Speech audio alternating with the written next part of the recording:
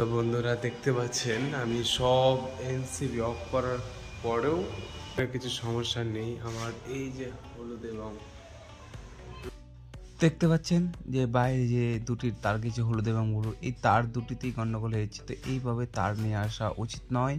তো দেখতে থাকুন ভিডিওটি, তাহলে বুঝতে পারবেন কি সমস্যা এবং কত বড় ফল্ট। দেখুন কত বড় ফল্ট হয়েছে, দুটি তারে একেবারে একাচ হয়ে গেছে, ওই জন্য মেন সুইচের ভিতরে স্পার্ক এবং আঙুর ছুটছে। এবার দেখতে পাচ্ছেন জায়গাটা ফাইনালি আমি ঠিক করে নিলাম টেপ টেপ মেরে আমার।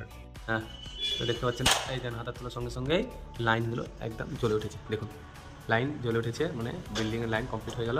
এবং ইনভার্টারটা চালু করতে, ইনভার্টার সুইচটা এনসিবি উঠে দাও, ইনভার্টারে গুড। তো দেখতে পাচ্ছেন ফাইনালি কমপ্লিট হয়ে গেল। এইটাই সমস্যা ছিল, একদম খুব সহজে